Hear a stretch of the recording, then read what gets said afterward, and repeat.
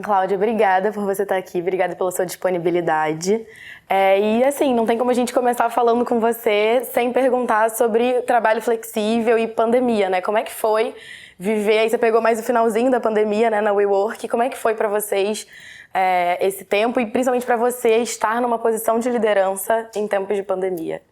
Acho que todo líder em tempos de pandemia, independente da empresa, foi um mestrado, um MBA, um PhD, né? Porque tudo que a gente estuda, todas as metodologias, o Agile, pivotar a empresa, o Fail Fast, foi um momento onde realmente foi uma prova de fogo. Vocês estudaram, vocês acreditam na teoria, mas esse é o momento onde isso tem que acontecer, né? Eu chego na WeWork já num momento onde se inicia um processo, uma tentativa de retomada. Então, muitos funcionários já muito frustrados com a dinâmica de ficar em casa full time, as empresas começando a se preocupar com realmente essa construção de confiança, o elo da cultura, dependendo da empresa.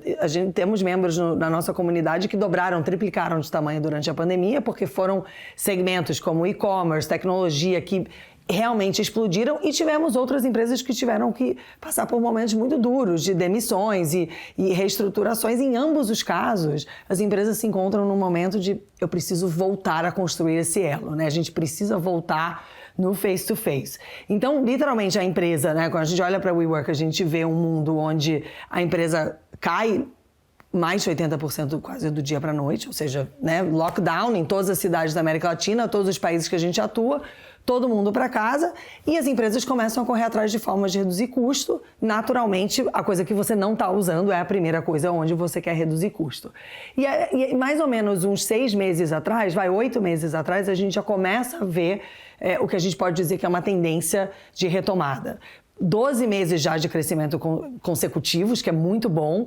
Os primeiros 3, você olha e fala, isso aqui é por acaso, isso aqui é sorte, isso aqui é isolado em um país, isolado em uma cidade. E hoje a gente já está até mais de 12 meses em crescimento. Aqui no Brasil já estamos com uma base de membros maiores do que a gente tinha pré-pandemia. Essa questão da cultura, para mim, segue sendo o maior desafio, não necessariamente só para a WeWork, mas para todo mundo, né? Todas as empresas que estão nesse processo, a gente consegue hoje dizer que o híbrido chegou para ficar. A questão é qual é a definição do híbrido, porque híbrido pode ser um monte de coisa, né? E o que a gente vem trabalhando muito junto com os nossos membros é um trabalho de entender qual é o propósito do momento presencial. Antigamente, simplesmente tinham policies, né? As empresas tinham lá, a política tem que trabalhar de segunda a sexta, esse horário, isso era decidido no Olímpio, cascateado para baixo. Tem mais isso, né? O Olímpio não cascateia, tenta cascatear, só que a pandemia trouxe uma força para essa base da pirâmide que empurra de volta, falando, cara, eu não quero isso.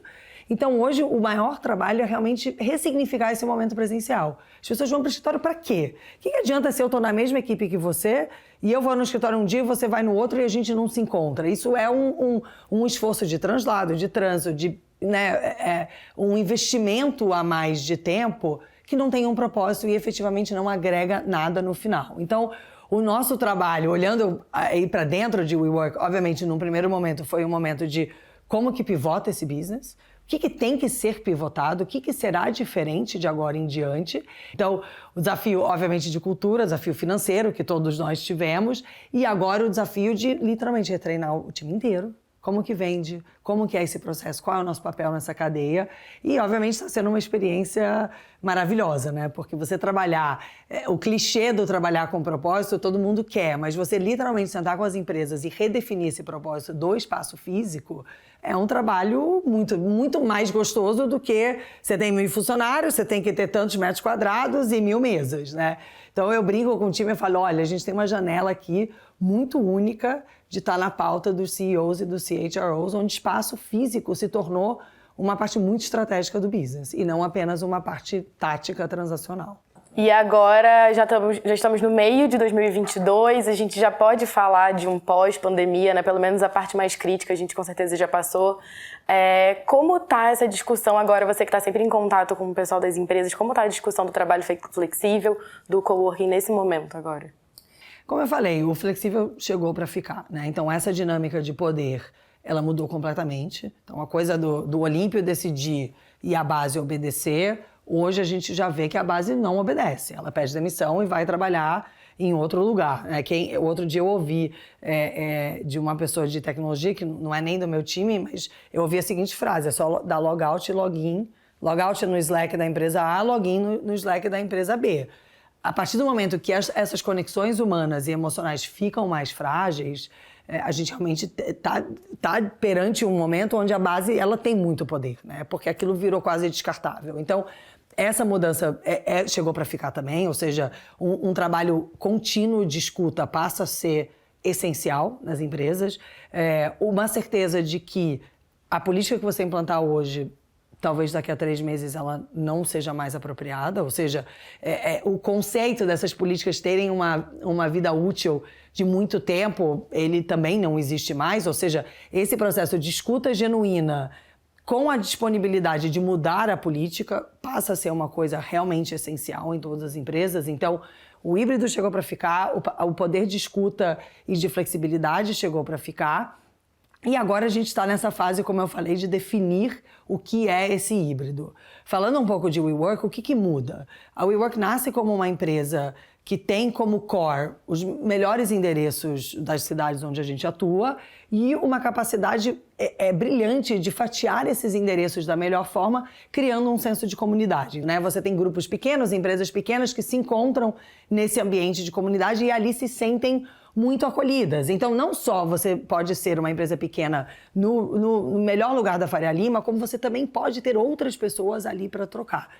A empresa nasce assim. Hoje, a empresa já oferece um produto de uso ilimitado. Então, você paga como se fosse uma assinatura, você paga um valor por mês, você pode usar toda a WeWork no mundo inteiro, se você quiser. A empresa hoje já oferece um produto que é pay per use. Então, você vai comprar créditos e você vai pagar cada vez que você usar. E o uso mudou completamente. Não precisa ser mais eu vou alugar uma sala. Pode ser que eu quero uma sala de reunião, quero fazer um evento, quero fazer um happy hour.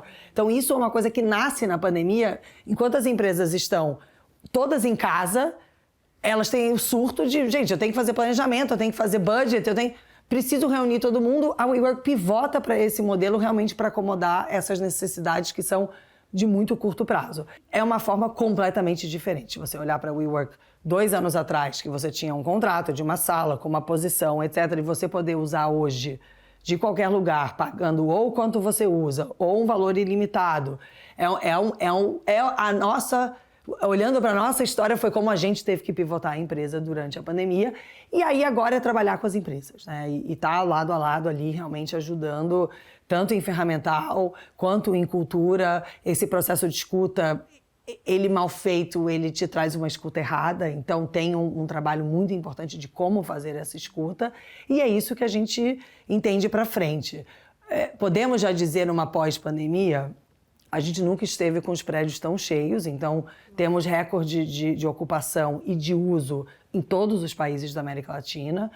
Já começa realmente uma preocupação, não é nem uma preocupação, né? Um estímulo de crescimento que se a gente olhar 1 ano atrás, vamos sobreviver, né? Depois a gente pensa em crescer. Hoje a conversa já é uma conversa de crescimento. Então, olhando para esse mundo corporativo, volta ao trabalho nesse novo formato, podemos dizer que estamos já vivendo uma fase pós-pandemia. Bom, Cláudia, então acaba que a própria relação da WeWork com as empresas mudaram também, né? Agora vocês precisam ouvir um pouco mais deles e até saber do bem-estar dos funcionários, né? Como é que tá isso? E depois me conta um pouquinho também como é a composição de demanda das empresas para o WeWork. Como funciona os setores, quem demanda mais de vocês agora, se isso mudou? Não, isso mudou, com certeza. É uma das coisas que está mais chamando a atenção dessa fase, é que a gente tem empresas tradicionais, vamos dizer assim, que historicamente construíam escritórios próprios, com obras muito específicas, contratos de 15 a 20 anos, procurando a WeWork, justamente por entenderem que o que vale hoje talvez não valha daqui a 1 ano, e em busca de uma coisa que permita tanto essa flexibilidade de putz, hoje vieram 10 funcionários, amanhã vieram 100, eu quero poder ter onde acomodar os 100 no momento que eles quiserem estar no escritório. Então, isso já mudou bastante. Hoje a gente já vê 60% aqui no Brasil. E é uma tendência da América Latina como um todo. 60% das empresas são empresas grandes, ou seja, dos nossos membros são de empresas grandes, que é uma mudança de como a WeWork nasce e principalmente de como a WeWork é percebida. Mas a verdade é que o modelo que as pessoas têm em mente do que é um coworking, ele já mudou completamente, né? Então a gente tem em prédios inteiros dedicados a empresas, múltiplos até aqui no Brasil. A gente tem várias empresas com andares inteiros, entradas exclusivas, ou seja, essa percepção de que é tudo junto e misturado o tempo inteiro é opcional. Se você quer tudo junto e misturado, você tem. Se você não quer, você não tem. Então, isso é o que realmente mais chama atenção. E principalmente por ter essa escalabilidade de gente indo para o escritório. Então, começa devagar. A gente aplica todo o racional de data do mercado inteiro para isso. Então, eu começo oferecendo esse benefício para todo mundo. Olha, podem usar qualquer WeWork que vocês quiserem. A gente coleta essa informação, senta com o time ou de facilities ou de pessoas uma vez por semana e fala, olha quantos funcionários estão indo, olha os endereços que eles estão usando.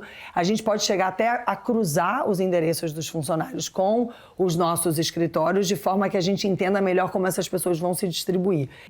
E a WeWork tem muito um senso de comunidade desde o início, né? A gente sempre ouviu na história da fundação da WeWork esse sentido de estar todo mundo junto, de trabalhar todo mundo junto, que eu imagino que tenha mudado bastante durante a pandemia. E agora, como fica esse sentido de comunidade da WeWork e como vocês estão lidando com isso nesse momento? Foi um ramp-up, né? Os happy hours da WeWork são famosos, enfim, é muito parte do que a gente acredita, é aquele momento à tarde da descontração, das pessoas se encontrando.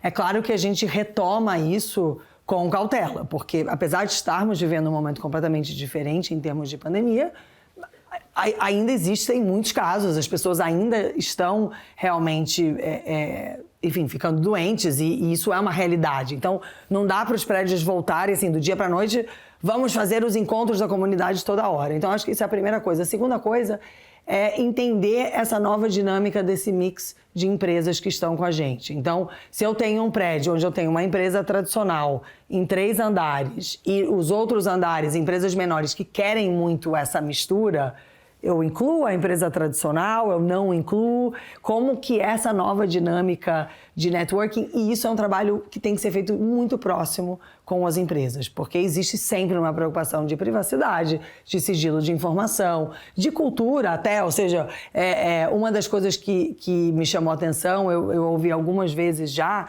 uma preocupação das empresas de, nossa, mas a cultura da WeWork é tão forte que eu tenho medo de levar a minha empresa para lá e de alguma forma a minha cultura ficar diluída na cultura da WeWork. Então isso é um trabalho que a gente também está olhando para cima, olhando para dentro para entender, poxa, como é que a gente vira uma extensão da equipe de recursos humanos dos nossos membros, de forma que a gente possa, inclusive, aportar esse expertise de a festa junina, a palestra de diversidade e inclusão, a palestra sobre saúde e mindfulness. Tudo isso que está no nosso DNA hoje passa a ser uma coisa literalmente transportável para dentro das empresas, de forma que isso é uma extensão de estar dentro de uma WeWork, você consegue também ter esse expertise. E isso está sendo uma experiência muito interessante, né? De novo, saindo da venda do metro quadrado e indo para uma parte muito comportamental e cultural de dentro das empresas. E acaba que vocês absorvem também, né, a cultura de cada um e vira literalmente uma grande comunidade. Exatamente. As empresas vão se fundindo com vocês, né? E aí a gente falou muito de resiliência. O que você acha que fica de lição, assim, para as demais empresas, até as que estão com vocês e as que não estão também, que estão olhando de longe, o que a WeWork traz de aprendizado agora, 2022, que pode passar, assim, para os outros? Acho que ainda existe uma dificuldade de entender que esse novo modelo chegou para ficar. Eu acho que a principal lição que fica, principalmente com esses membros mais tradicionais se juntando à nossa comunidade, é de você abrir a cabeça e entender que os modelos tradicionais de controle de time, de poder e de influência, eles mudaram completamente e agora existe uma oportunidade da gente realmente reconstruir as culturas. E aí não é só sobre escritório, né? Eu acho que é sobre tudo, é sobre você ter organizações com menos camadas hierárquicas, tem uma série de coisas que a gente precisa abrir a cabeça e, obviamente, como a gente obriga os nossos funcionários a trabalharem no dia a dia. Começa por aí, né? Começa você a entender a flexibilidade de horário, começa a entender que, poxa, a Karine é carioca, quer voltar do Rio segunda-feira de manhã, começar segunda-feira às 11 da manhã. será que muda tanta coisa? Né? Antigamente isso era proibido, né? Não imagina, ela vai ser muito mais feliz, ela vai ser muito mais produtiva, e será que não é isso, no final das contas, que a gente está em busca? Então, para mim, essa é a principal lição. Assim, abandone esses nossos estigmas e dogmas de como as coisas funcionavam e realmente vamos abrir a cabeça de como elas podem funcionar de agora em diante. O bem-estar do funcionário ganhou um espaço muito maior, né? Sem dúvida. E você sentiu, nesse sentido, alguma diferença de tratamento entre os países da América Latina? Assim, a gente sempre... Existe, né, um estigma de que o brasileiro é muito mais caloroso, ele é mais até cuidadoso. Você sentiu essa diferença entre os países da América Latina ou são comportamentos parecidos? Muito parecidos. Eventualmente você tem um país onde o papel do governo nesse período foi muito mais rígido. Então existiram países como o Chile, por exemplo, que o lockdown mesmo, ele foi muito mais controlado e durou muito mais tempo. E desde o uso de máscara até a velocidade de vacinação foi muito diferente. Então acho que tem esse componente, que é qual é o papel do regulador na história e como que isso impacta o comportamento do país. E o México, por exemplo, é um país que muito cedo a gente já viu a retomada das pessoas para o escritório. Porque dentro do nosso mundo a gente vê dois lados. Um é, vamos dizer assim, contratos, empresas que têm contratos com a gente, independente do modelo, e uso, né? E eu estou sempre olhando esses dois dados, porque o que adianta eu ter um monte de contrato se a empresa não está indo para o escritório?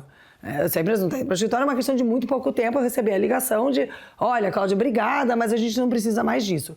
E o México foi o primeiro país a realmente retomar as pessoas indo para o escritório. Então, acho que aí tem uma coisa, talvez que a gente possa dizer cultural, uma coisa de realmente um modelo mais tradicional de trabalho, de querer estar no face-to-face ali, foi uma outra coisa que a gente viu de diferente. Mas diferenças muito sutis, assim, não dá para dizer que um país se comportou de uma forma radicalmente diferente do outro. E assim, como a gente falou também já, agora que a gente já consegue olhar mais para frente, já consegue fazer projeções um pouco mais confortáveis, como tá o plano da WeWork daqui para frente? Existe plano de expansão para o WeWork em América Latina, em Brasil? Com certeza. A gente recentemente adquiriu a operação da Costa Rica, então já foi uma extensão para mais um mercado. Movimentos como esse devem continuar. E olhando para cada mercado, a coisa principal já estamos em momento de expansão. Quais são os pilares do crescimento? Acho que tem algumas coisas. A primeira é a capilaridade, então estar em mais lugares.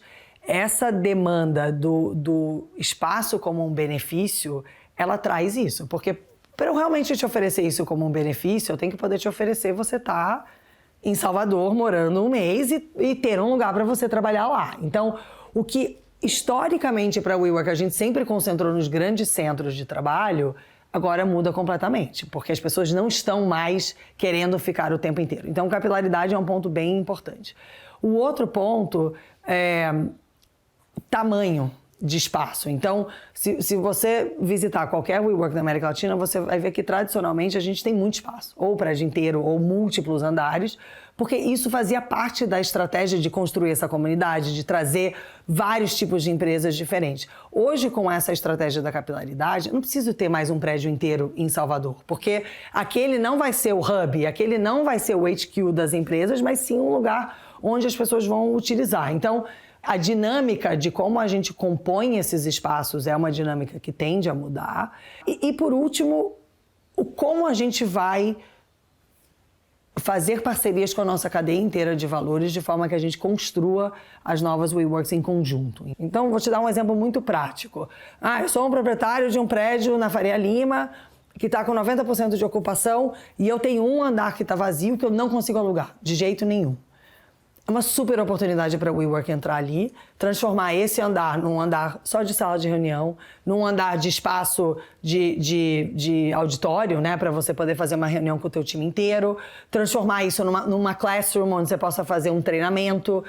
A gente começa a ter uma relação de literalmente construir o Lego dos prédios em conjunto, em vez de antes uma relação muito rígida de fornecedor e cliente. E eu acho que isso é a grande oportunidade e isso vai trazer muita velocidade. Então, com isso, a gente pode fazer parceria em prédios que já existem, onde a obra já está feita e a gente entra com esse expertise de comunidade e gestão. A gente pode construir um prédio em conjunto, a gente pode pegar um coworking já existente, que hoje é separado da WeWork, e falar, escuta, por que você não entra para a minha rede? Então, essa oportunidade é uma oportunidade gigante e o mercado ainda está se acertando, né? A gente está, da mesma forma que a gente senta com as empresas hoje, faz esse trabalho consultivo, nesse lado a gente também está sentando com essa cadeia de valores inteira, entendendo, poxa, como é que é esse futuro e como é que a gente trabalha junto. E aí, saindo um pouco de WeWork, falando um pouco mais de Cláudia, você é uma executiva de carreira e a gente vê poucas mulheres como executivas hoje em dia ainda no Brasil, né? Como foi para você chegar até aí? Bom, eu tenho uma carreira, digamos, pouco ortodoxa, né? Eu fui empreendedora há muito tempo, né? Eu começo a minha carreira aqui no Brasil em 2000, trabalhando com um discador de internet, quando você tirava o fio do telefone, plugava no computador e eu via aquele barulhinho e rezava para conectar. Esse é o mundo de onde eu venho, né? E depois disso já passei por muita coisa de tecnologia. Então a tecnologia realmente faz parte, é o fio condutor, digamos, de tudo que eu já fiz. E aí, mais recentemente, mercado financeiro, Uber e WeWork. Então, foi uma carreira, digamos, de zigue-zague, né? O meu processo de avaliação ao assumir um novo desafio é o que eu posso mudar aqui? Né? Então, quando eu vou para o mundo mercado financeiro, eu fui uma das desbravadoras do processo de abertura de conta online, que hoje virou a festa do caqui, todo mundo abre conta online. Mas lá atrás, quando a gente começa, tinha um desafio regulatório com o Banco Central, existia todo um desafio de tecnologia em termos de fraude e segurança, como é que a gente garantia toda a mesma segurança de você estar fisicamente dentro de uma agência, diante de um gerente, através de um aplicativo. Então, aquilo foi uma grande disrupção, né? Quando a gente olha para o Gig Economy de forma geral, o período na Uber, isso é uma outra grande disrupção de modelos de trabalho, de regulatório. Então, o Brasil é um dos países do mundo que tem já uma lei federal que protege esse tipo de formato de trabalho. Então, de novo, uma oportunidade ali de gerar muito impacto. E aí, obviamente, o WeWork, tudo o que a gente está falando. Uma oportunidade realmente de sentar com as empresas e falar, escuta, o mundo mudou, sabe? Não adianta mais você continuar trabalhando daquele jeito e poder liderar isso, e poder estar na empresa líder de segmento que tem a voz ativa, que tem a credibilidade para ter essa conversa, é muito importante, né? Então, esse foi, apesar de ser uma coisa meio assim, esses fios condutores sempre estiveram muito presentes. E aí a parte difícil, né? Poxa, mulher, 99,9% das vezes a única na sala. Agora, recentemente, eu assumo o cargo em 3 conselhos diferentes. Tenho a sorte de, em 2, ter uma outra mulher na mesa, em 1 sou a única. Então, isso é a vida, né? Você entrar num ambiente que é assim.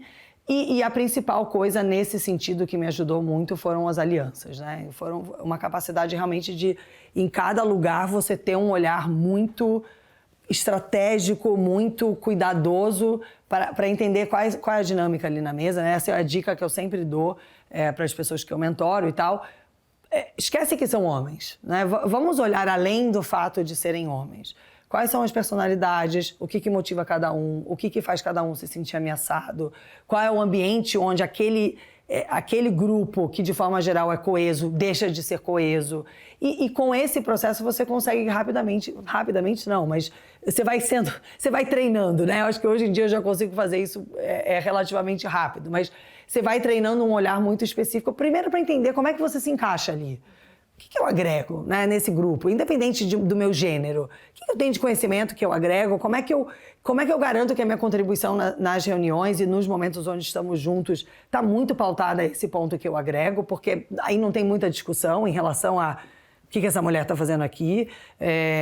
E aí, com isso, você também consegue construir as alianças. E as alianças, para mim, hoje a gente já tem um mercado onde é mais comum você conseguir construir uma aliança com uma mulher, porque provavelmente existirá uma outra dentro da empresa.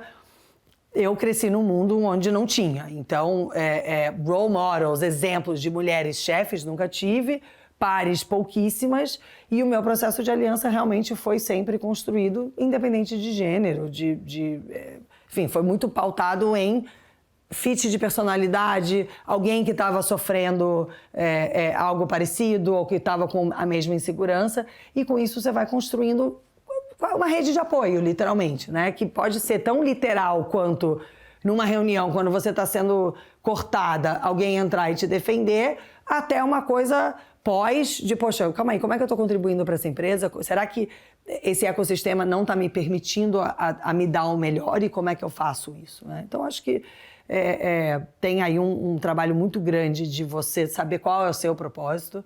As pessoas muitas vezes confundem, né? Estou nessa empresa, então o propósito da empresa é então esse é o meu também. Não, as coisas podem ser completamente diferentes e podem ser complementares.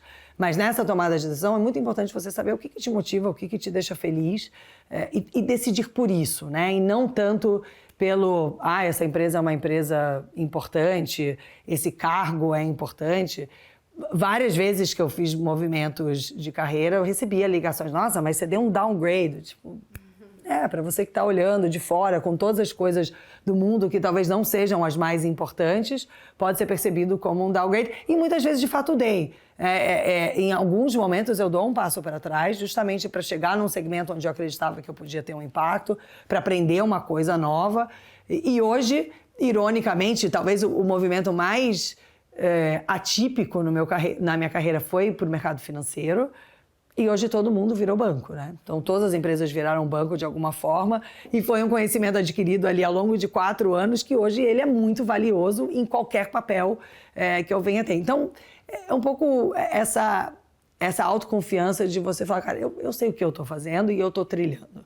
Isso depende de pessoa em pessoa, não só para mulher, né? Tem gente que tem mais propensão a risco, gente que tem menos, e você ir se entendendo nesse jogo e tomando as suas decisões com isso em mente, acho que no final o otimismo sempre ali, você chega onde você quer. E dá pra gente dizer já que mudou, né? 2 mulheres aqui, então a gente já pode dizer que tá melhorando, né? Não, a WeWork mesmo tem hoje mais de 55% de mulheres no quadro, e quando a gente olha o meu nível de direct reports, é 50-50. Então, eu tenho mulheres liderando 3 países, eu, obviamente, liderando a região, mulheres liderando a nossa área de tecnologia, a nossa CTO é uma mulher, a nossa área de produtos digitais é uma mulher, então também saindo um pouco do típico, né? O típico é pessoas e marketing, você ter mulheres. Não, a gente foi para várias áreas diferentes e tá funcionando, né? Mas é um processo devagar. Bom, pra gente fechar e pegando toda